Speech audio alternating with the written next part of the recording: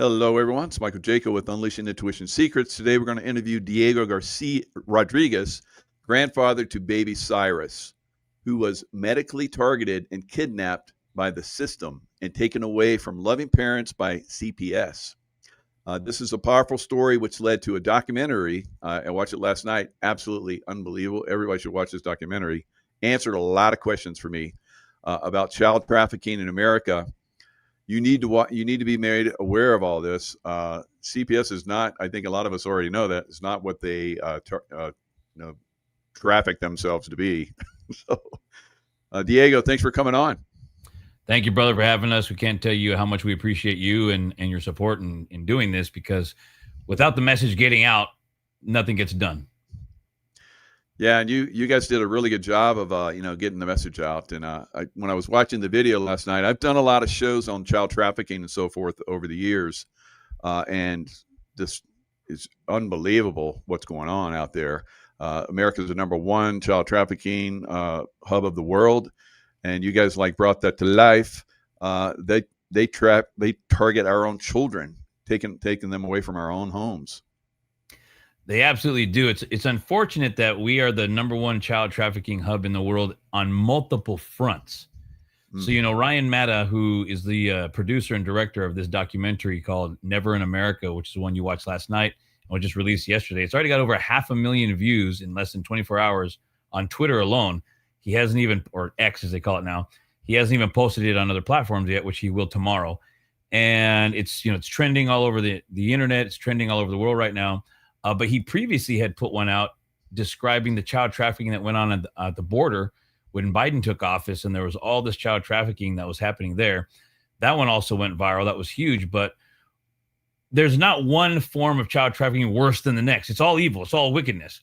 In terms of just raw numbers, though, in terms of statistics, when Ryan learned of what was going on internally within our government for CPS for over the last 20 years, it just shocked him and stunned him. And that's when he sought to, produce a documentary to expose that as well. And that's how we got in touch with our family. And he produced this incredible documentary that, look, I lived this. I went through it. Half of this documentary is my family's story. And even being someone who's lived this intimately for the last 3+ years of my life, even I was moved, and even I learned things watching the documentary that he put out that, featured our family. Yeah, it's incredible. And we'll play a little clip of it here in a minute.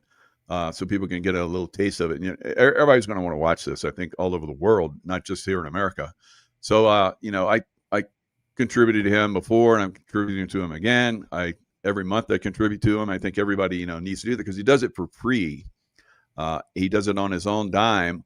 He just gets it from our support, how he goes forward and does these movies. So definitely an amazing, contribution documentary.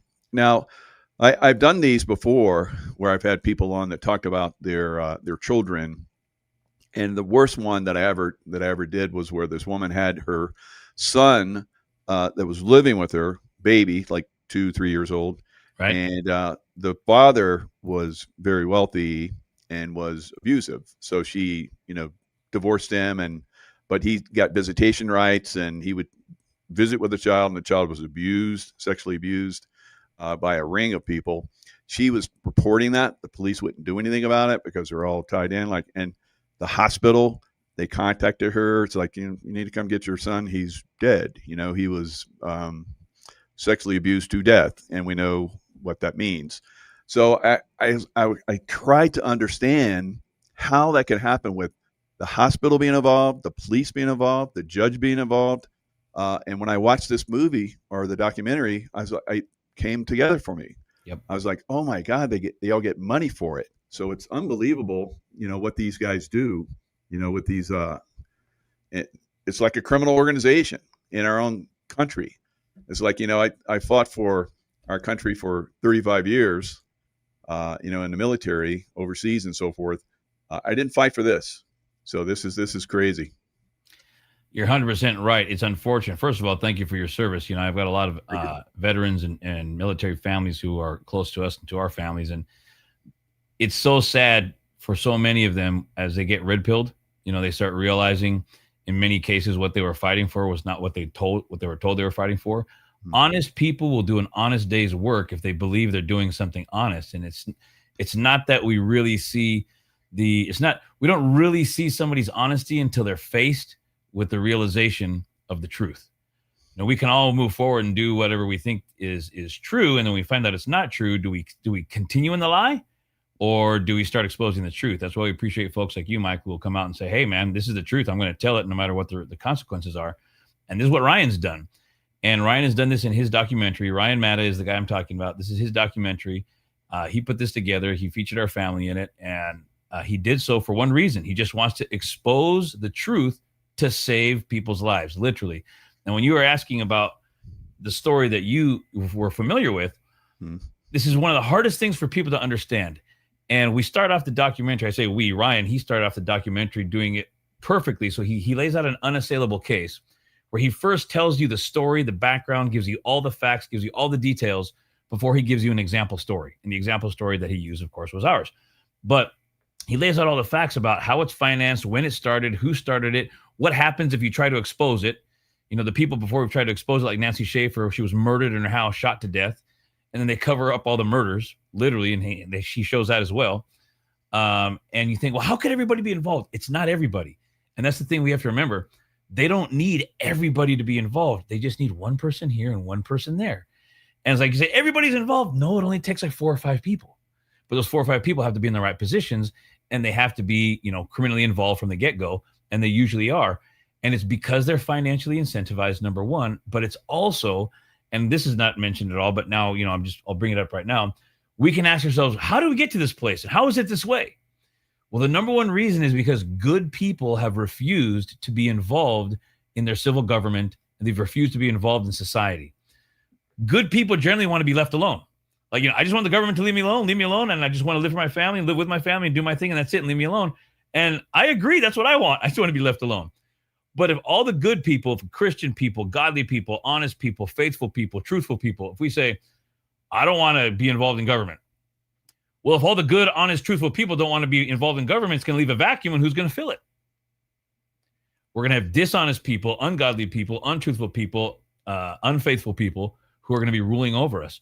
And that's exactly what we have when we see here. And it goes back to what you had mentioned, that something so sick and so disgusting and so sad is true cases of actual real abuse. Like when a child is being abused, everybody wants abused children to be safe. There's nobody here who's going to say, oh, get rid of CPS because I don't care about the abused children. No, nobody's saying that. But you understand, we protected abused children before CPS ever existed, and we still could protect them today if we get rid of CPS. And we go through the statistics. We can cover that in a minute about how many children are actually being protected in the real world by CPS, because most are not. But the hardest thing for people to wrap their head around is the reality that an abused child is rarely taken away from their family and put into a safe place. But the safe children whose parents are innocent, who've done nothing wrong, those are the children who usually get taken away from CPS, or by CPS rather. And people just can't wrap their head around it. So the story, of this child was literally abused to death. How could that be? How is that possible? How could families like ours who've done nothing wrong and have given everything to our children and our grandchildren, how could our kids get taken away, but this other kid could be exposed to the system, and yet the system didn't protect him? How is that possible? But it's true, and the documentary explains in painful detail exactly how and why. Absolutely. Well, let's watch a little piece of it. This is the greatest fear of parents to have their child taken from them. How in the world does it happen by force, the point of a gun?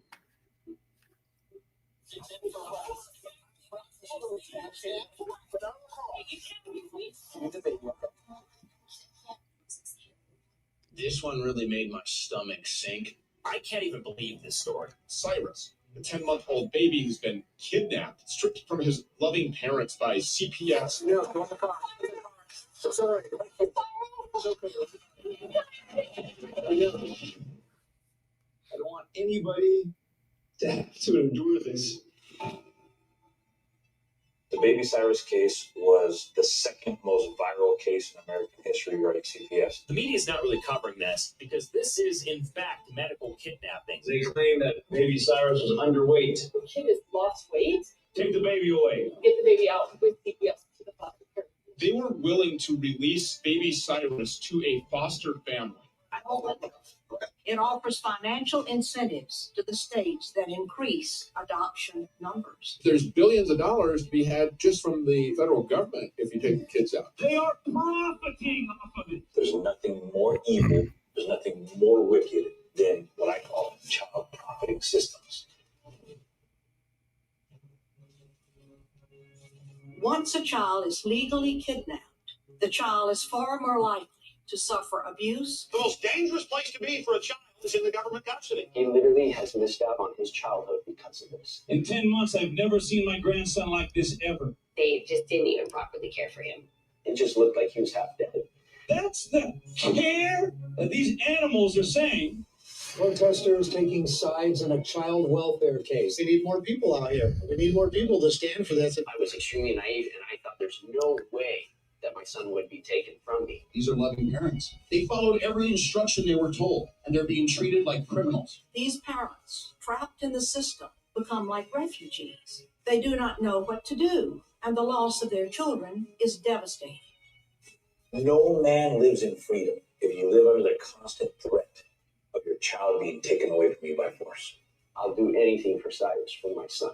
I'll do anything for him. I've seen this so many times. I can't be that next person. I can't.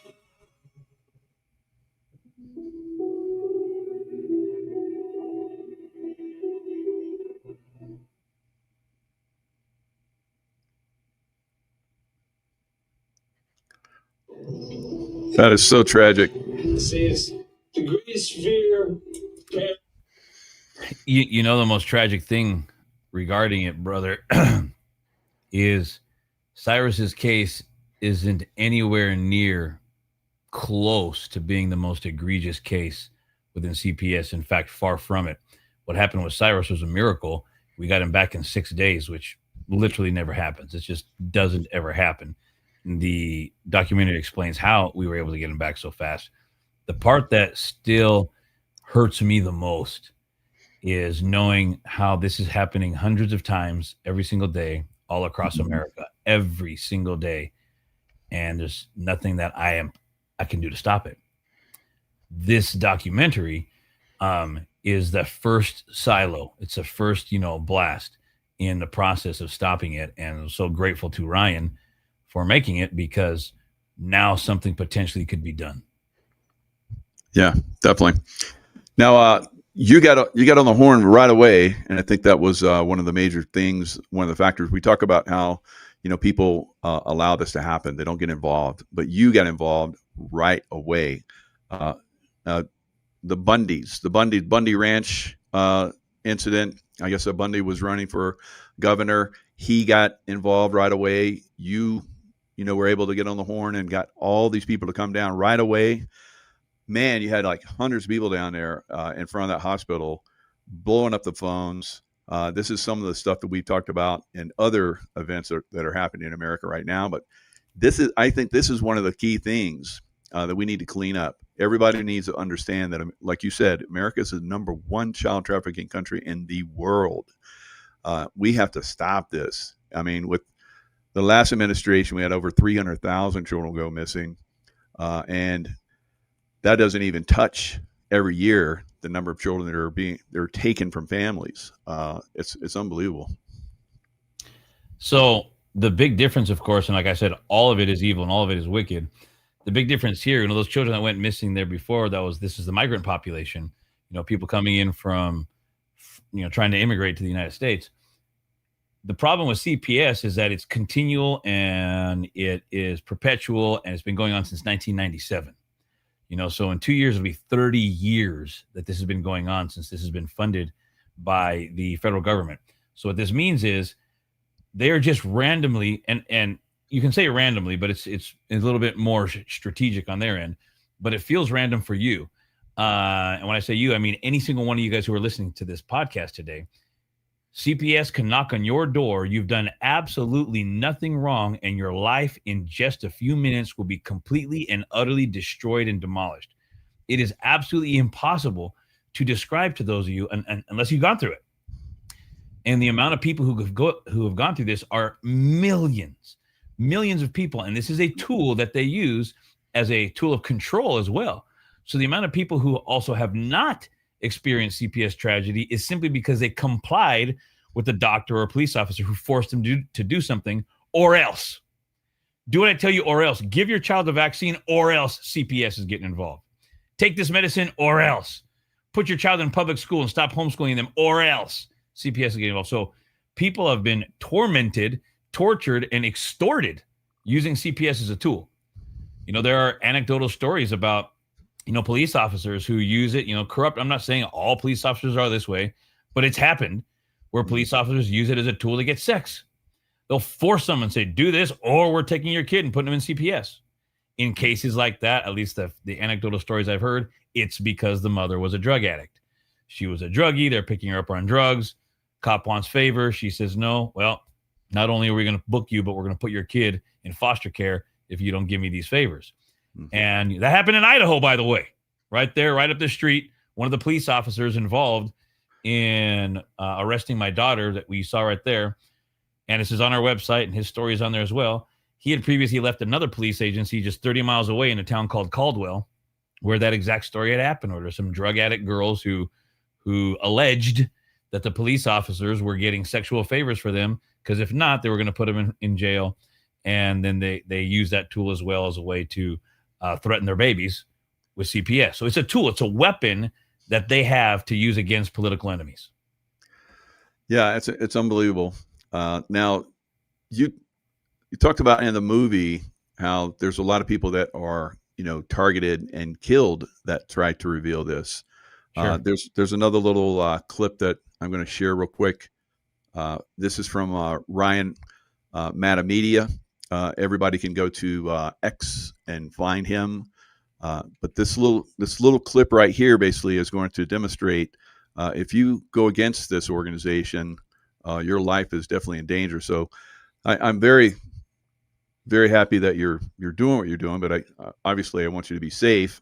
You know, as a former Navy SEAL and CIA, I know this stuff happens. They target people. Government kidnapping ring. Basically, yes. Now, if you expose this stuff, they'll try to kill you.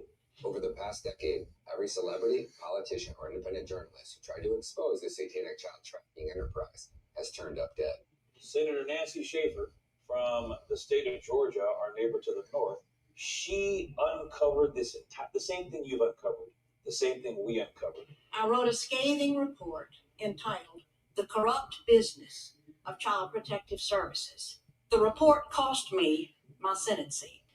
Senator Nancy Schaefer of Georgia's 50th District was set to release her documentary called The Corrupt Business of Child Protective Services in 2008. They had just financed the movie documentary about all these children being wrongfully scammed by CPS.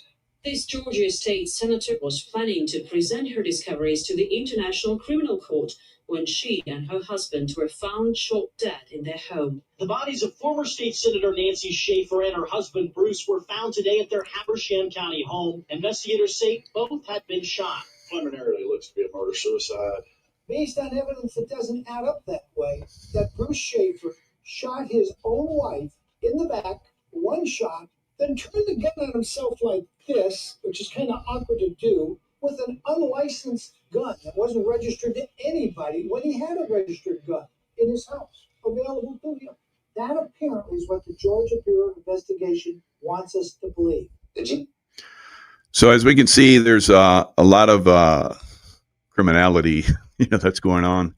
It's money. I've talked about this on a lot of shows. I was in the CIA. I know how these operations work. We were doing them against terrorists, but I was like, good thing we're doing them against terrorists. We don't do it against our own citizens. But then I started to see that it was being done against our own citizens, unfortunately. So what are your thoughts on that, Diego? You said that you saw it yourself. You saw it yourself that was turning against our citizens when you were in the CIA, or you saw it afterwards? No, when I was in the CIA overseas, we would do operations where we were targeting, terrorists and so forth, and we had lots of different ways to do that.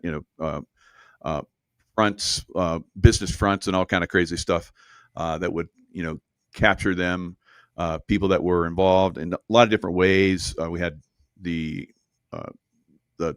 phone systems that were in cahoots with us, so we could track their phone messages. So I was like, good God, and I saw how we were basically stealing elections overseas.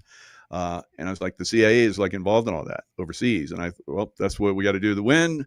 That's the way it is. But then I started to see not only that, but of course, the media. We control the media overseas. And I was like, good, they could never do that in America because Americans are too educated. Americans are too advanced. But from this one video, we're seeing Americans are being targeted in every single way that I'm just describing. So that was the inspiration behind the title, Never in America, because we believe we are so propagandized in this country. There is no group of people anywhere who are more propagandized than Americans. We think that, we know everything and we make all of our own decisions, and everything that we believe, we came to those conclusions ourselves. There's nobody more propagandized than us. And I'm not acting like I'm exempt from that. Not at all. I have to realize it took me a long time before I started getting slowly red pilled over many different things in my life, from my patriotism to my faith. My faith in God is very strong, but I even had to realize that the way that, churches in America have been infiltrated with false teachings and false beliefs, etc. And I've always been a huge American patriot. I'm a huge lover of our country, and I still am. I'm a huge lover of what our country has stood for, what our founding fathers fought for, what the message of America originally was. And the vestiges of that history are still pervasive throughout all of our culture. Yeah. It still exists. We invented trains, planes, and automobiles, and we put man on the moon, and we bring people from all over the world, and you become uniquely American, whether they got slanted eyes or dark skin or light skin, or they're tall or they're short or they're fat or they're whatever. That's America. America is a place where anybody who believes in freedom and liberty can be together, and we revolve around not genetics, but a belief system. And the belief system is that man is born free, and we're free to worship our God according to the dictates of our own conscience. And all that I just said, that Americanism, I still love that. I love it now probably more than ever. But our government for the last at least 15 plus years, probably 20 or more, probably ever since Reagan left office, and even then there was a whole bunch of crap going on, our government doesn't represent those values anymore. Not even close. You were in the CIA. I don't have to tell you, you know what they do. We all look around. Nobody trusts the FBI. Nobody trusts the CIA. We don't even believe a cop when he knocks on your door. You don't trust a cop when you get pulled over for speeding. You're afraid you're going to die because you could, and they're going to get away with it. And it's the only country in the world that has a federally subsidized government child trafficking ring. This does not happen in Canada or Mexico or Russia or China. Well, China, they force you to have abortions and stuff like that. True, I agree, and that's wrong. They don't do it anymore. But the United States is the only place where there is a big giant pot of money that every single state government, all 50 of them, can put their hand into and take out literally billions of dollars over the last 20 years by stealing your child.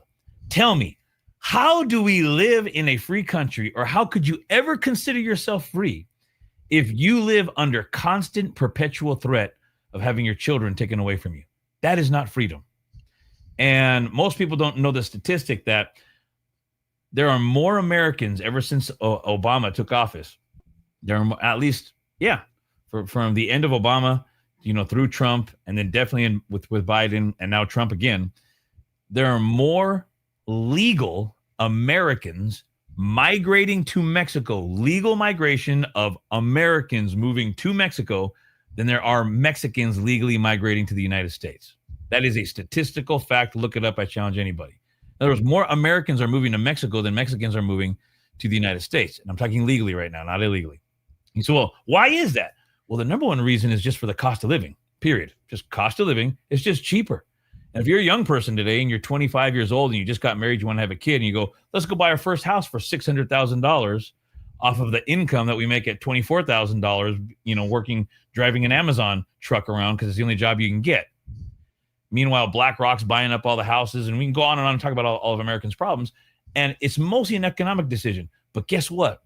I can tell you right now, because I've seen it myself, including just in the last week, I fielded 3 different phone calls from families saying, I'm getting out of America. It's too dangerous for my kids to live here. Wow. And where do I go? And people are going all over Latin America. They're going, it's humorous. They're going to the place where we say, we don't want them coming up here. Nobody's going to Canada for all the obvious reasons. But people are moving out, and they're moving anywhere they can just to protect their children. Wow. Man, that's incredible. You're so articulate on this subject.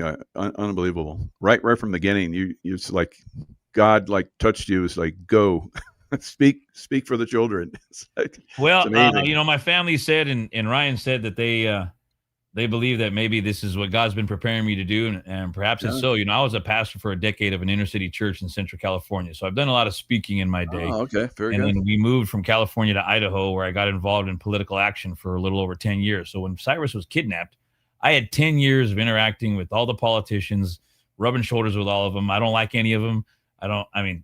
Individually, yes, I like some people as humans, as friends. But once people become politicians, man, I don't know what to tell you. I just don't know what to tell you. But I know what you mean. When I was a contractor for CIA, and they would always try and say, "Hey, we want you to come and work full time." I'm like, "No, I don't want that lobotomy, man." And so they'd laugh about it. And so we would kid some of our buddies. They're, yeah, I'm going to go in full time. And we're like, you're going to get the lobotomy. And it's like, no, that's not going to happen to me. Sure enough, it did. They got read into something, and it's like they completely changed them, and it's like, wow. So you're right. There's some organizations, once you go in them, you just lose all your integrity and your morals and everything else. Well, I'll give you a really quick anecdotal story about that very thing. There was a friend of ours who's a family friend. Him and his family are friends, and he was involved in politics there in Idaho, and he ran for governor and didn't win, and then he ran for Congress there in Idaho. And we helped him and his family, and we're still close friends with their family. And he got elected. And right before he went to Washington, I pulled him aside and I said, "Hey, brother, I want to talk to you." He said, "Yeah." I said, "You are going to Washington where men go to lose their souls." And he just kind of laughed and chuckled. And I said, "And I want you to know that I don't care that you're now Congressman so-and-so. To me, you're just brother so-and-so. And the fact that you're a congressman doesn't mean anything. And because you said it as well, that you guys work for us, not the other way around. So don't let it get to your head that you think you're above everybody else. And I want you to know that as soon as I see you going the wrong way, brother, I'm not going to step back and say, I'm not going to say anything against him. I'm going to call you and I'm going to tell you to your face that you're going the wrong way. And I want you to know I'm going to do that." And he looked me back in the eye and he said, "Brother, I beg you to do that for me. Please don't let me go the wrong way. Please do that." I said, "Okay." Well, 2 years later, "Hey, brother," I'm calling him up. "You're going the wrong way. You're doing the wrong thing." He hung up the phone on me, ghosted me, said I'll never talk to him ever again. Oh. And that's just, it's just one story, but everybody has that same story with politicians. So the point in all that is this. I don't hate the guy. It's just a reality that is sad. And the reality at that point was, after that time, we were able to have all these different connections, people who knew us. Everybody either hated us or loved us, right? That's just the way it is. And that's who we were contacting. We're contacting anybody who we know who's connected, whether they were politicians and what people might call movers and shakers, or people who are connected. The governor hated my guts because we had attacked him during the COVID years. But I can tell you right now, the most effective thing, you mentioned the Bundys, so I'm assuming you know who they are and you know their story. Well, Ammon Bundy was a good friend of ours at the time because we got connected during the COVID years, because we stood up to fight against tyranny. I had a political action committee called the Freedom Man Political Action Committee. And Ammon lived there in Idaho, and I didn't know that. Of course, I knew the story from 2014, but in 2020, I didn't know that Ammon was my neighbor living 45 minutes away. I was living in Sedona at the time that was happening. I almost loaded up my car with my bullets, my guns, my body armor, and went up there, and then they resolved it. But yeah, that was a crazy time. Well, let me tell you something amazing that Ammon told me privately, and he has no problem or issue with me sharing it publicly. But when that story happened, for those who don't know, The Bundy family is the only family in the history of America to withstand the federal government and to live to tell the tale. And so the government has since tried everything possible to completely, utterly destroy the family using lawfare, using physical force, violence, including being one of the first families to be arrested and violently thrown in jail. Ammon was in solitary confinement for 10 months without ever having a charge against them. So they physically tortured them in jail, like true, legitimate physical torture, like the stuff you read about in the CIA manuals. Yep. He's endured it. His father, his brothers, they all were tortured in jail without a charge laid against them. That's illegal. You know, that could never happen in America, but it did. And guess what the consequences were for the people who did it to them? They've all been promoted and got pay raises. There's zero consequences for these people, and that's why it keeps happening and happening and happening, because there's no consequences.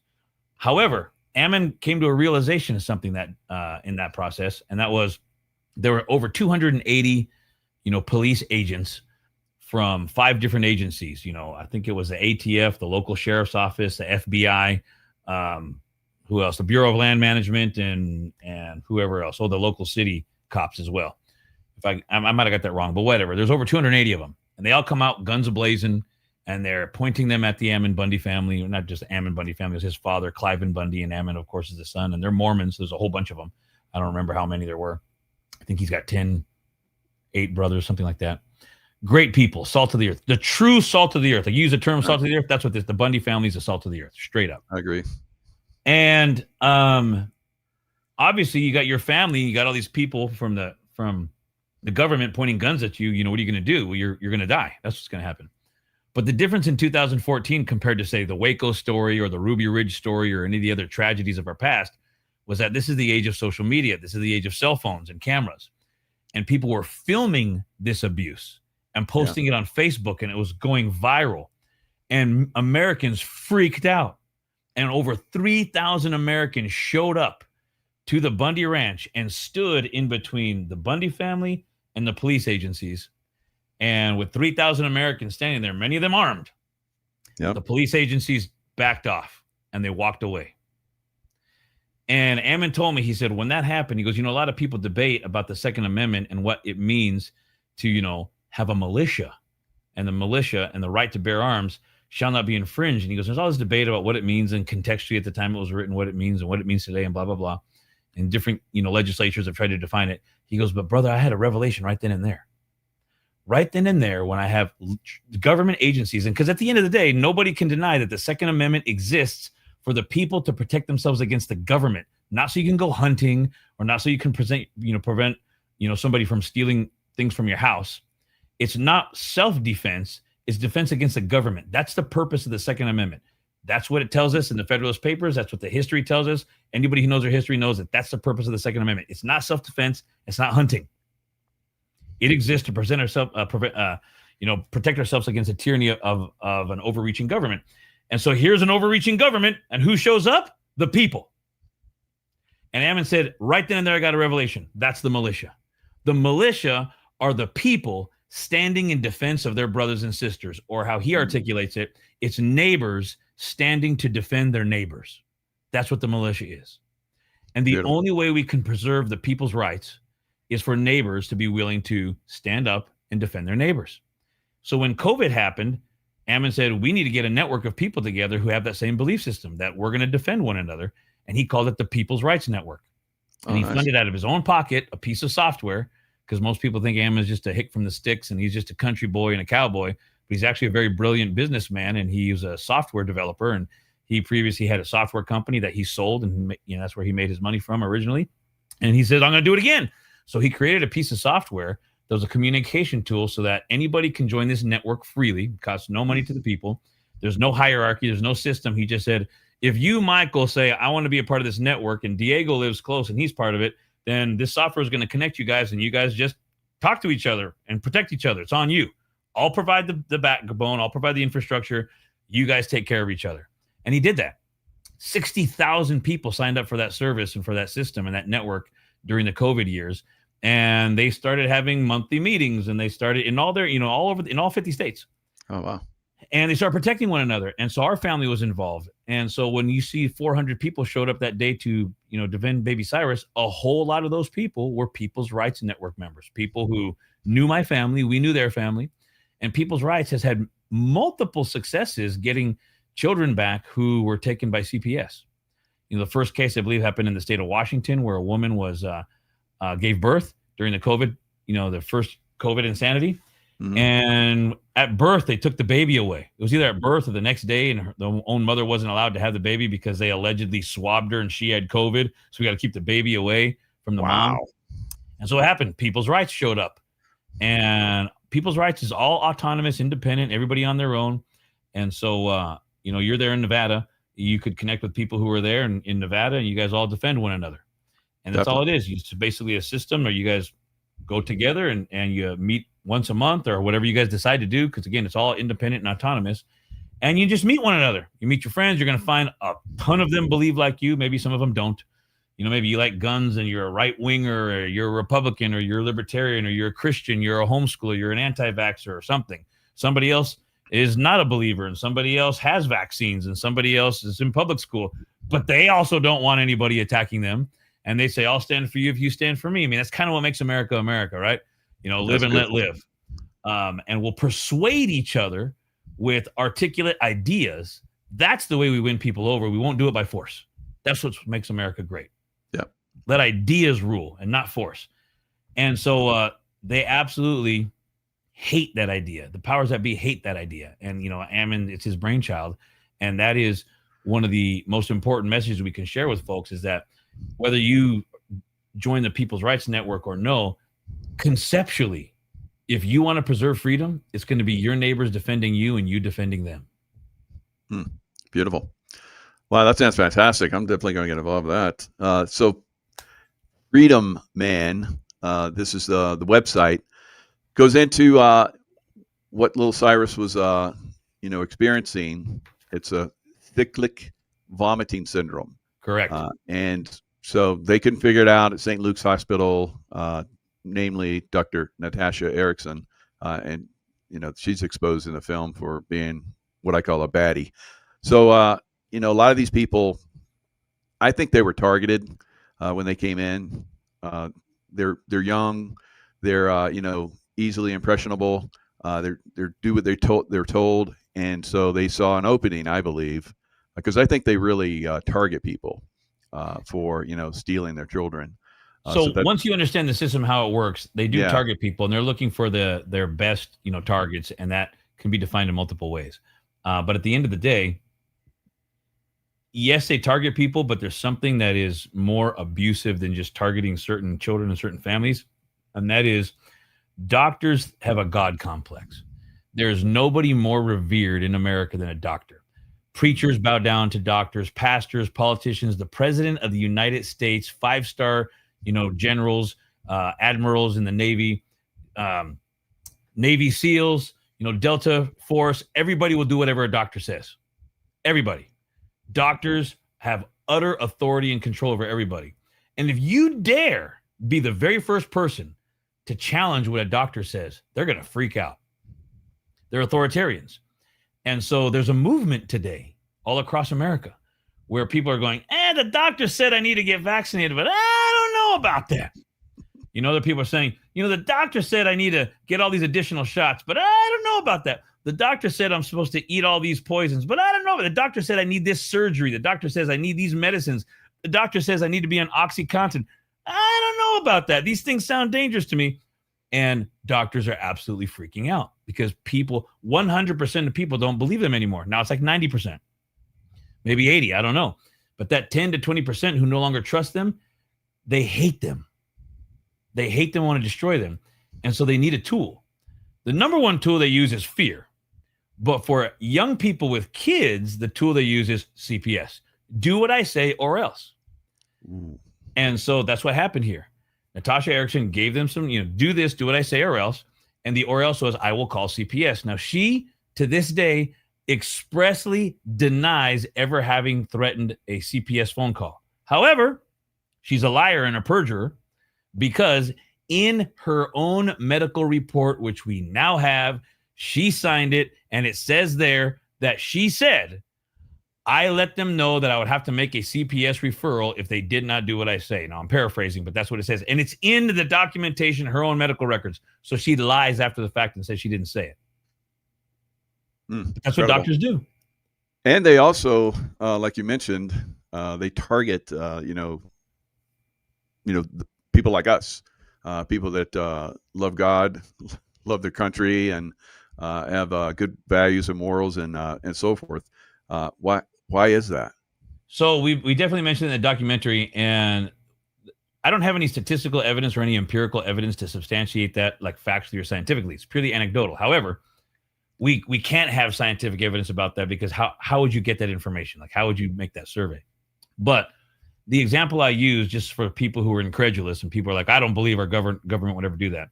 Do you remember, brother, in the Obama years when there was this huge scandal that the Obama administration had directed the IRS to go after and audit and attack, right-wing organizations, conservative organizations, people who donated to Republican candidates and any religious institutions? They were targeting them during those years. And at the time they denied it. That's not happening. We would never do such a thing. Your government would never attack people for political reasons. No. It was denied. Then, of course, it took, 8-10 years of investigations. And after all those investigations came out, it was true. They were specifically targeting right-wingers, Republican candidate supporters, conservative organizations, et cetera, et cetera. They were targeting them, and that was proven as a fact that they did that. The consequences were the director of the IRS had to come out and make a public apology. So they came out and made some boilerplate public apology. Nobody got fired. Nobody got in trouble. Nothing that there were no consequences, and life goes on. But the point is, the government was, when the wrong people got into power, those wrong people used their power to attack and to abuse their political opponents or their ideological enemies. If they would do that with the IRS, you don't think they'd do that with CPS? You don't think they would use another weapon, which is even more powerful? Of course they would. And so they are absolutely using CPS because it's the most powerful tool. So previously, when this all got started in 1997, after the passage of the ASFA law, which is ASFA, that's the acronym, stands for the Adoption Safe Families Act. It was championed by Hillary Clinton and signed by Bill Clinton. Yep. And you can hear all the facts about that and the history about it in the documentary. But initially, brother, who are they targeting? They were targeting single minority women. Girls who are 16, 17 years old, forgive the expression, but they got knocked up when they were teenagers. They're now single moms. They're 17, 18, 19 years old. Maybe they get in trouble for whatever reason. There's a domestic violence charge. Maybe they got caught with a beer when they were 17 years old or whatever. And they got a kid. They take those kids. And so they were taking millions, literally millions of these kids from single minority women who had zero ability to defend themselves. They had no support mechanism, nothing behind them. That was going on for years. Well, like everything else, when it comes to wickedness and evil in this world, at some point in time, they get cocky and they go too far, right? You keep getting worse and worse and worse, and you get more and more evil. The scripture says, if that sentence against an evil work is not executed speedily, then the heart of man is fully set in them to do more evil. So like if you steal something and you don't get your hand chopped off immediately, you're just going to steal more and more, and you just keep getting worse and worse and worse. And so from a spiritual perspective, we say if you sin and you don't get caught, then you sin some more and you do some more. Same thing with crime. If you commit a crime and nothing happens, there's no consequences, you do more and you do more and more and more. And eventually they kept pushing and they said, hey, not only can we steal these kids, we could use this as a weapon to attack our enemies because nobody can fight against us. And they've taken out millionaires. They've taken out, prominent members of society, celebrities, no consequences over and over and over again. So let's just take anybody out. So we found anecdotally, as somebody who experienced this and had a lot of attention to our family and people using our website and other means to contact us. And I heard story after story after story to the point where I literally couldn't emotionally bear the weight of the load of hearing these stories repeatedly again and again and again. But it was very evident that they have, in at least the last 5 years, if not maybe a little bit more, they have been targeting, and I'm going to air quote for those who are listening and not watching, right-wing families. They are targeting conservatives, Christians, homeschoolers, anti-vaxxers, non-compliant people who listen to Alex Jones and Michael Jaco, and people who listen to Tucker Carlson, and people who historically we listen to Rush Limbaugh, Rush Babies and things like that. If you listen to conservative radio, if you go to church, if you homeschool your children or put your children in private Christian schools, if you're a believer, if you have morals, if you oppose transgender crap, then there's something wrong with you. And we are going to take your kids away from you, because now all of this became, in the Obama years, it was all about permission. And then in the Biden years, it was all about force. In other words, in the Obama years, we want to make it possible to permit people to get married if they're gay. We want to allow it to be possible for people to be transgender, be accepted in society. But in the Biden years, it was force. Accept this or die. We're going to force this on everybody, or there will be consequences. Yeah. And it was in those years we see that CPS has been used just infinitely more frequently than previous as a weapon, as a tool. So if you are listening to this today and you have children under 18, and don't for a second think, well, my kid's 17 and a half years old, this could never happen to him. Oh, yes, it could. Because once they take those kids and they're out of your control, the state has the legal authority to do whatever they want to do to him. They are his legal parent, including drugging him up. And Michael Jaco here can tell you that there's drugs that exist that they can get your kids to do and say and think whatever, including turning against you as parents. And so once they're, you might think, my son is strong. He's 17 years old. He'll fight against them. Not when he's strapped down and there's 5 giant cops on him and they're injecting him with 27 different drugs in 24 hours.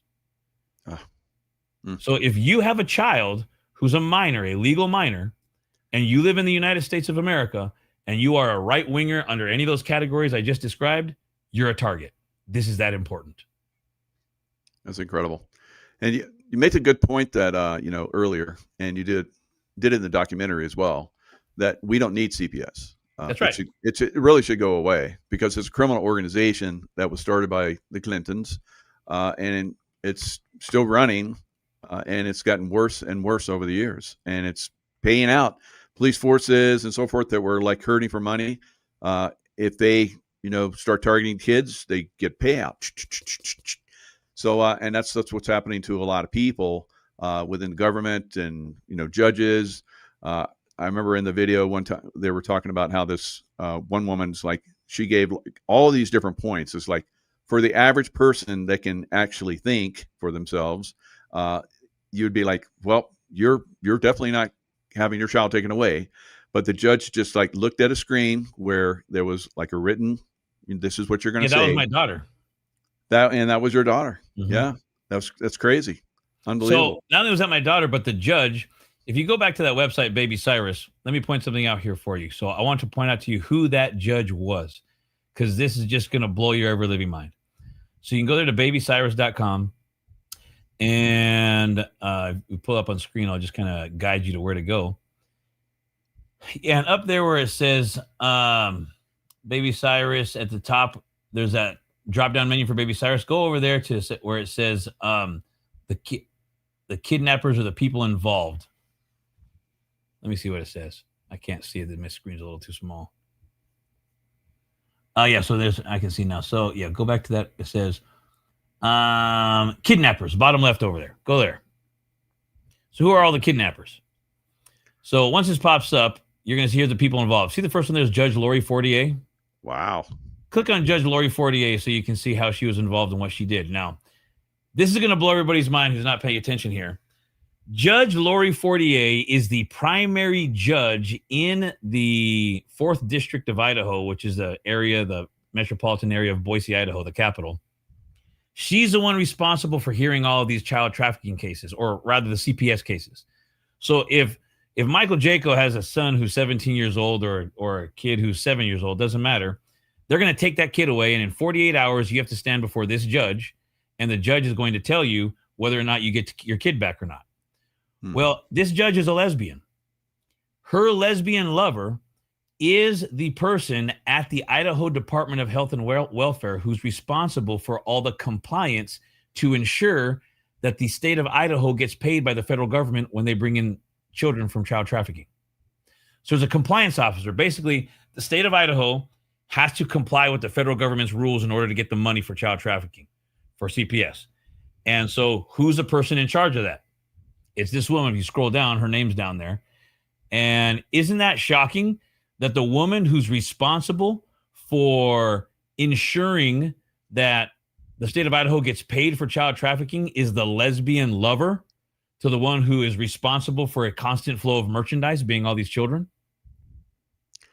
Wow, and the documentation's all there. None of this stuff is alleged. It's all documented right there. You can read it on that page where you're looking at right now, and it's all been documented. Gosh, this is the kind of crap we have going on. Website. Good job. Yeah, it's all right there. This is the kind of stuff that's going on. And this is just one state, and this is just one area. And so, yeah, judges are unfortunately remarkably corrupt.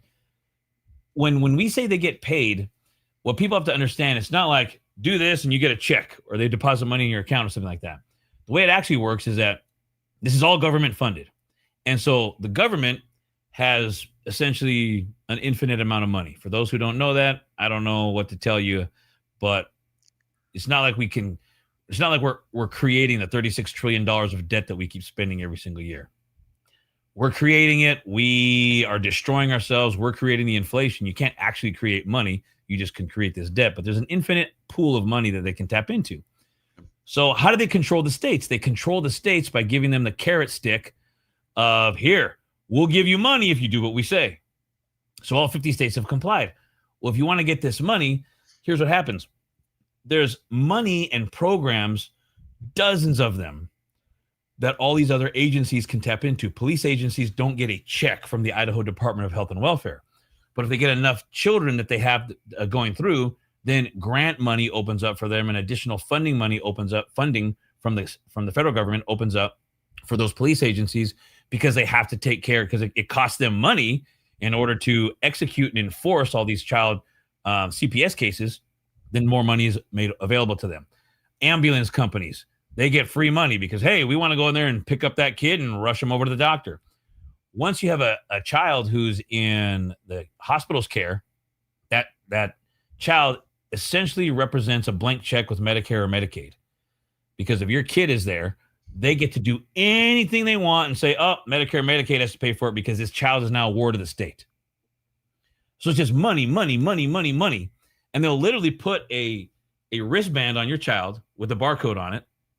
And just like ringing up something at the cash register at Walmart, they go beep. They'll just scan it like that with a gun, with one of those infrared barcode readers. Mm-hmm. And then they'll say, okay, let's get a blood test. Beep. All right, now let's do an x-ray. Beep, beep. All right, now let's do a baryon contrast test. Beep, beep. And they just, to the tune of, wow. They won't tell you, but in the lawsuit that I'm facing as a result of all of this, because the hospital sued me and M. Bundy for defamation, and we have a $52 million judgment against us. That, of course, we can never pay, but that's not the point. The point's not the money. The point is you've got to shut up the people and destroy the people who expose you. Yeah. So this is happening here. But in the discovery paperwork that we got from there, one of their paid witnesses told us, not intentionally, but it's written in their testimony on paper, that they saw receipts showing for 3 days that Baby Cyrus was in St. Luke's, care, that they received over $30,000 in payments from Medicare or Medicaid. So just imagine $30,000 for 3 days. And we know that's not the sum total of everything. That was just what they had marked there and what they had showed her. If you have access to that kind of free money and you're a hospital and you claim we got budget cuts here and budget cuts there, which is all a bunch of lies, then think about it. How many kids do you want passing through your doors every day? I mean, it's millions of dollars. It's literally millions of dollars every single year in every single state and in all of these different hospitals as well. These allopathic hospitals literally, brother, have CPS offices inside the hospital with a permanent social worker working there. Now, when I was in the CIA, we were chasing terrorists. That was my job. I was in Afghanistan, and we're like right up along the border with Russia, one of Russia's satellite provinces or whatever. And we had a guy that had worked in Vietnam, and he came in and he was like, "Where are the drug dealers?" And we're like, "What? We're not focused on drug dealers. We're hunting terrorists." So basically, what he did is he came in and just like he did in Vietnam, the opium, he came in and started setting up the opium. It wasn't long after that the opioid crisis blew up in America, and so there's a lot of black projects out there that our government is involved in. Like you were talking about, money is not an issue. They will get the money from how they get the money. So it's frustrating for those of us that are privy to the insights. What's corrupt, and I've talked about this already. You think anything's happened? Of course not. You're talking about it. What do you get? You get $50 million lawsuit. It's insane. But what you guys did that day was you stood up. Now, I remember in the video, you're on the periphery while they're arresting your daughter and, taking your son-in-law and all the baby and everything. I'm just like, I can hear you shouting, maintain, be cool and all that kind of stuff. And you're telling the cops, look what you're doing. You're assisting this corrupt organization. I mean, if I'd been there, I would have gone like Terminator mode. Personally, I don't know how you did it, but so the reason I did it is twofold or threefold, maybe. I carry, I got some weapons you can see behind me over here. Yeah, we're those type of people. I've been shooting guns since I was 6 years old. That's how my dad raised us. We're Americans, brother, through and through. Beautiful. I carry 24/7. However, we were moving. Everything in our house, all of my firearms were packed in boxes. This happened on a Friday night. The following Tuesday, 4 days later, the moving trucks were scheduled to show up to our house in Idaho to move us here to Florida. So everything was in boxes. This move that had been planned for weeks. We'd spent the last, 60 days packing everything in boxes. The guns were like the last things to go in there. And so I was not carrying at that moment. I'm glad I wasn't, because if I was, I'd be dead. They had, some people say 20, some people say 30 police officers who showed up right then and there. But surrounding me were 5 cops with their hands on their firearms, motioning to me, make a move and we will kill you. And they would. And in Idaho, that's a very common story. And they get away with it every single time. Trust me, if I would as much as sneezed, they would have filled me with 55 holes. And then they would have said, and they would have backed each other up. He was moving for one of our firearms and we felt danger, so we had to terminate him. And nothing would have happened to any of them. And one of them would have been promoted. And he probably would have been, the chief of police within 2 years. That's the way it works. So, wow. They'll say, how could you not do anything? Well, I'd be dead. Then my family would have to mourn my death and the kidnapping of my grandson. So wisdom has to play in there at some point in time. But I was kind of losing it a little bit because I'm here watching before my very eyes. I don't know if you have any daughters. I have 3 daughters. Yep. And, you love your sons. We all do. But your daughters are something particularly precious to you. My sons, it's my job to raise them to be men. But my daughters, it's my job to protect them forever till the day they die. And I'm watching before me my daughter being physically abused and manhandled by these filthy, dirty cops. And if I do anything about it, I'm going to be killed. I'm watching my other daughter be arrested, my son-in-law being, physically assaulted and accosted, and they threw him in the back of a cop car. And so before my very eyes, I had to watch 2 of my daughters assaulted, one of them groped, arrested, taken to jail, and my grandson kidnapped, all before my very eyes. All at the same moment. The friend who we were eating dinner with him that night when we left, when all this happened, he's an ex-cop. And he said, this could never happen. No, but cops would never do this. And he was all night long because we were telling him what we think is going to happen. No. And he came and watched it happen because it was right on the corner from his house. And while we were there and you guys can watch the footage, all this happened in a gas station parking lot. That was brilliant to go in the gas station with all the lights. Good move. Yeah. So he came to watch the whole thing, and you talk about red-pilled. I mean, he was red-pilled because he said, if I had not seen this with my own 2 eyes, I wouldn't believe it. I wouldn't have believed the video footage you guys showed me. I would have thought, there's no way to believe this. He's a Marine and a retired cop from Reno, not far from where you're at. Yeah. He just didn't believe it, but he saw it with his own 2 eyes. And so he said, I can't believe this is the country we're in. He says, we're completely screwed. And so, yes, it was very hard to deal with, but at the end of the day, we do trust and believe that God was guiding our footsteps and our path. And, God protected our family. And I think he protected, my sanity at that moment. You can watch in that video, you hear me screaming. And my daughter Yep. They're very intelligent. My daughters are very smart. Mm-hmm. She's looked back and she has said that she could tell, like, that maybe she thought maybe her dad was going to snap. She could tell her dad was, fearful for her, and maybe he's going to do something. And what you cannot see is her perspective is there's 5 cops in a half circle surrounding me, all with their hands on their guns. So imagine you looking at your dad, even as a man, and there's 5 police officers with their hands on their guns in a half circle surrounding your dad, looking at him and lunging forward to him, and he's screaming at them.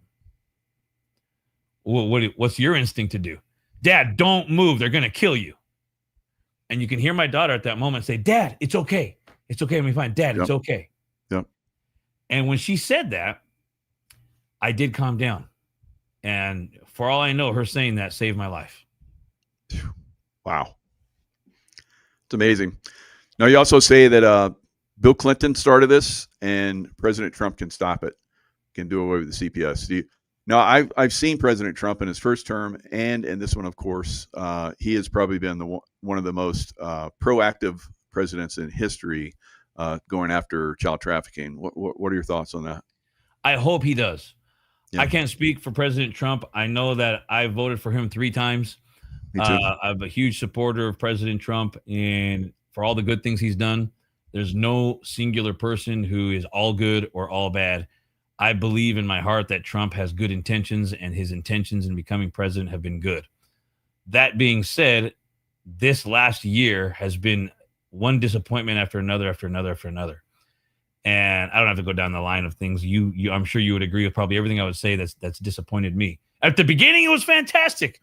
We got all these great, executive orders that are coming through that are going to save the country. And then we got Doge coming in, and Doge is getting rid of government waste. And we see the auto pen scandal and all these, everything evil being exposed. And we're going to release the Epstein files, and people are going to go to jail, and we're going to fix all of the fraudulent voting that's going all over the country. And every day was something brand new. You couldn't wait to wake up and see what's going on today. And nothing's happened. No one's been arrested. This auto pen scandal is just a byword and a joke. Everything that, Elon Musk found with Doge has been, codified in law, and they put it all in the big, beautiful bill. It's like 80%. I don't remember what the number is. You can look it up. It's like 80% of everything that he was going to eliminate was all codified in the big, beautiful bill. Nothing got eliminated. What the heck was that all about then? The Epstein files, don't have to mention that. We already know, what that turned into. And it's just been disappointment after disappointment after disappointment. But I'm still hopeful. And maybe I'm an idiot. Maybe I'm an idiot for being hopeful. But he's got 3 years left. And I pray to God that President Trump is listening, and that he would, because he still has the potential to be the greatest president in American history, or he could be the biggest letdown. This could be his issue. This could be the issue that turns everything around for him, where he can come out and say, I am going to save the kids. I'm not going to be the one who talks about it. We do this for the children. We do this for the children. And they're doing crap for the children. In fact, they're making it worse. They're harming them. President Trump could be the president who puts an end to government subsidized child trafficking forever. That will be a legacy that will outlive his great grandchildren. This is in the same way. Look, if you go back in history, how do people look at Abraham Lincoln? They look at him like he was second to Jesus. I mean, Abraham Lincoln, as far as people are concerned, is the greatest president of all time and one of the greatest human beings of all time, and the whole works. But if you go back and you look at the things that he did from an objective perspective, he did some horrible things as president. He completely violated people's rights, the First Amendment, the Fifth Amendment. He eliminated due process. He put people in jail for writing things about him in newspapers that were, he didn't like. I mean, he did things that if anybody did it today, if Bill Clinton did it, we'd say he was the absolute worst. And we can go on and on and on. But he did one singular thing that makes him everybody's hero. He freed the slaves. And because he freed the slaves, he is universally recognized and heralded as the greatest man of all time. Only Jesus was better. And you know what, President Trump? If you will end government subsidized child trafficking in America, and you will protect the children of these people who are American citizens from having to be afraid of being kidnapped and lost forever in a system and being sex trafficked and abused and everything, you will go down right next to Abraham Lincoln as the one guy who truly, legitimately, honestly saved the children. People talk about it and nobody's done it. In the same way Lincoln freed the slaves, you will be the one who saved the children. And you have that opportunity, President Trump. And you can do it with the swipe of a pen. You can do it in less than 24 hours, the same way Lincoln did. The Emancipation Proclamation, you can do the same thing, President Trump. You have the power, you have the authority. And if he doesn't do it, Michael, it means of one of two things. Either he's ignorant or he's involved. And by involved, I don't mean that he's trafficking children. I just mean that there are powers that be that control him, and he's involved in that sense, that somebody controlling him will not allow him to do it. There's political pressure that he's involved with. He's connected to some political pressures that are too strong that he just won't do it. Because I don't think he's involved. I don't think he's involved in Epstein Island crap. I don't believe in any of that stuff. But something is causing him to be willing to spend his political capital to protect something in there. I don't know what's going on. I wish I knew. I can't tell you. But all I know is this. He has the power to end government subsidized child trafficking with a stroke of a pen. If he doesn't do it, we're only left to surmise why. Yeah. Those are great words, Diego. And that could happen. There's one time I doubted President Trump on the vaccination plan, and I felt that I was wrong on that. Everything else I've agreed with him, and so I learned not to doubt him. There's a bigger plan I think coming, so hopefully we pray that that does happen. But I think that's a no-brainer. It's a no-brainer, and I'm praying for him, brother. I have it. Got a little prayer card over here. Things remind me to pray for every day. I pray for Trump. He's right on there. I pray for You're my in president. good standing, so that's going to help out. What's that? You're in good standing, obviously, so that's going to definitely help out. Well, I don't care if I'm in good standing or bad standing. He's my president. Beautiful. He is my president. He's not just, Joe Biden was not my president. Obama was not my president. Yes, I'm an American citizen. Yes, I was born here. Yes, I was here since before probably anybody was here in terms of our family's history. But none of that matters. I'm an American in my heart and my blood, and he's my president, and I voted for him. And he's probably the only president I ever voted for. Like I voted for George Bush, but I wasn't voting for him. I was just voting against the other guy. The only guy who I was actually voting for him, in favor of him, and not just against the Democrat candidate was President Trump. And I did so happily 3 times. And he's my president, and I want him to succeed. But his success to me is America's success, not his personal success. So I want him to do the right thing. That's all I want. That's all I want. And I understand no one's going to be perfect, and he's going to make mistakes. I'm a father. I make mistakes. I'm a grandfather. I make mistakes. When a president makes mistakes, maybe they're bigger than what we make. But when it comes to this issue, this is not complicated, man. It is not a complicated one. So we can't expect a president to know everything that goes on in the country. And he's not responsible for everything that goes on in the country. But you can know the top 5 things. You know what I'm saying? Yeah. And those top 5 things, if you have the power to fix them, fix it. And I can't really imagine anything more critical than the utter and complete destruction of a family by virtue of forced kidnap. Yeah, definitely. Yeah, I think that, like you said before, it was, massive, resistance against the machine that basically stopped it. You mentioned that with the Bundys. You mentioned it, obviously, with your case. So I think if we're supporting something like CPS going away on a massive scale, it will go away. So that it really does eventually mean we, the people, have to be informed, which this documentary that you were involved with. And so here's how easy it is, brother. If you want to know how easy is it for this to go away? Yeah. The ASFA Act, which is the funding mechanism and apparatus for all this, ASFA, the Adoption Safe Families Act, just repeal it. That's it. It's fixed overnight. Repeal it. Just like that. Done. Wow. And for those who say, well, it's going to take forever to get the federal government to do it. Well, then each of you guys can fight at your state legislature level, and you can have your state legislatures repeal their individual Child Protection Act in each one of their individual states, or just create a new statute that rejects the federal Title IV money from Social Security that funds them. So in other words, if the state of Florida or the state of Nevada or California or Idaho is no longer getting funding from the government, from the federal government to incentivize them to take kids, well, then how are they going to pay for CPS? How are they going to pay for child protection? The answer is they have to do it themselves. And if they have to do it themselves, they're not going to be doing it all the time, every time, and in the cases of innocent people. No, they're only going to do it when there's clear, legitimate cases of abuse, real, genuine, bona fide assault. And so for the people who are saying, how come we don't need CPS? Because it's illegal to attack or assault or abuse anybody. Yeah. I mean, it's freaking illegal to abuse your dog. You don't have to have a new bureaucracy to go after people who are abusing their dogs. It's already illegal. And so we don't need a new bureaucracy called CPS in order to put people in jail who are abusing their children or to protect those children. It's already illegal, and it's always been illegal.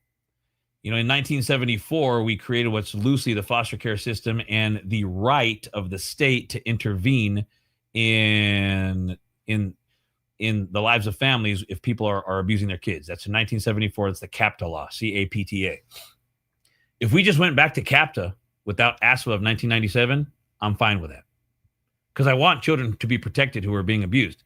But I also understand statistically and just commonsensically, the percentage of people who are actually legitimately abusing their children is remarkably low.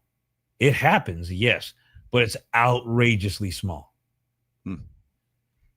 And even CPS knows that. They can tell you that because their own statistics tell it. Well, here's a question for you. Does anyone here know how to beat the courts to retain custody of my son who was wrongfully taken from me? So the answer to the question is there's not a way. You're going to have to get an attorney, and you're going to have an attorney fight. And, feel free to reach out to me directly on our website, and I can give you some additional individual resources. But at the end of the day, brother, if your child's been wrongfully taken from you, you're experiencing exactly what we were talking about right here. And I'm very sorry you had to go through that, and we'll pray for you and pray with you. You're going to have to fight and give it everything. You have to be willing to do everything imaginable to get your child back. Because as you already know, if they've had your child for more than 15 consecutive months, according to the law, they are required to terminate your parental rights, and you'll never see that child again. That's not fear mongering. I'm not trying to scare you. That's what the law says. Incredible. So like we saw in the video, It Takes a Village by Hillary Clinton. And they saw that in Mein Kampf, there's certain writings that match what she had in that book. So we're against a very dark force, a very evil force. Yes, sir. And you've talked about prayer quite a bit. It's talked about in the movie. You have just said that you're going to have to focus your entire existence, on overcoming this, and that's what they want. Pure evil is like that. I've seen this evil all over the world. It's unbelievable. It's not just here in America; it's everywhere. But here in America, it is. You would think, you would never believe. Most Americans would never believe here in America that it would be possible, but it is. And in some cases, like we were talking about, the #1 child trafficking country in the world. So how did we let that happen? We let it happen. It didn't just happen. So great information, Diego. God, unbelievable. Thanks for coming on the show. We're going to share you around with everybody. So hopefully all the other guys, I'm sure they will help you get this message out there. So please do. Yeah, please. I'm more than willing to be on with anybody. If people want to get a chance to talk to the parents, we can connect you with my daughter and son-in-law, and Ryan as well. Ryan, who's a director of the film, he's actually directing a lot of people to talk to me. He says, because if you want to talk to someone who's got the details, talk to Diego. If you want to talk about the documentary, talk to me. If you want to talk to on both fronts, talk to both of us. We just want the message out. That's all that matters to us. That's great. And so if there are people who want to talk, reach out. You've got my contact information. You guys can reach me on X. I actually don't use X, but for the sake of this documentary, I opened up an X account, and it's wide open to anybody can DM me. So we took that block off. And of course, people can go to our website and send us a contact from our website there as well, which is freedomman.gs, as in good stuff. Because why is it GS and not .com? Because in the lawsuit, they took over our website and took it down 5 times. We had a .com, .net, I don't know how many, 5 times they took our website down. And so now I've had to take it out of, I don't have ownership of it. I don't even own it. It's hosted overseas. The registrars, with I don't even know who, we just send it to other people who would take care of it for us, and they did. So now it's freedomman.gs, and with that, they can't take it down anymore. But anyhow, if you put your, if you go to the bottom there and click the contact us button, that will get to me. So people can contact us there. And we're more than happy to speak to anybody about this issue. We do in our studio here. I'm in studio, and behind me there, we have a Zoom studio where we can do live broadcast to thousands of people and try to help people as much as we can. But at the end of the day, the most important thing you can do right now is share Ryan's documentary. Share it. Let everybody see it again and again and again, because if millions of people see this, and if millions of people see this and then they talk to their legislators, yeah, there it is. How many views does it have now? 430-some thousand views. Look at that. 482,000, yeah. Yeah, so almost 500,000. Yeah, I shared it all over my social media. So this video will go all over my social media, so it'll definitely get out there. The link is in the description box, guys. The link for Freedom Man is in the description box. So definitely visit both these sites. The information in Freedom Man is unbelievable. I've been skimming through it. Great information. You're going to start watching this video. Make sure you got time, because you're not going to stop. I started watching it last night, and everything else stopped. I watched this video to the end. So, out of curiosity, did you watch it on your desktop, on a phone? How did you watch it? I was just curious. I watched it on my my desktop. Okay. And but I should watch it on the big screen. I'm going to watch it again. There's so much information in there, you're going to want to watch it several times. So I was just very curious when I was talking to Ryan, because he's like, we got to go on. It's going to go on Twitter for the first 48 hours, or X, of course, as it's now called. And I was like, how do people watch it? And on their phones? He goes, no, people watch it on their desktop, some on their phones. I said, how do people watch it on their TV? Well, some people AirPlay it to their TV. I said, all right, that's cool. Fair enough. It's 2025, man. People do, consume content however they do, but I was just curious how they did it. Yeah. I mean, you can watch it from X, and you can watch it from any platform you want, really. So it's fantastic. That's why one of the reasons why it's got a lot. That's going to blow up. That'll be like 10x very soon. So yeah, thanks, Diego, and it's been a pleasure and an honor speaking with you. I'd love to have you on again, maybe with some of the other members. We'll keep getting this word out. It really makes a difference. We appreciate it, brother. Yeah, and if you guys have any questions that come up between now and then, where people say, hey, can you what about this and what about that, reach out again, brother. We'll make ourselves available, because this is obviously close to our heart, and we feel it's like a mission, like the Blues Brothers, man. It's a mission from God. Very good. Well, lots of love to you and your family. Thanks a lot, and we hope to see some great success with this venture in the future. I appreciate it, brother. Thank you very much. Take care, and God bless. God bless.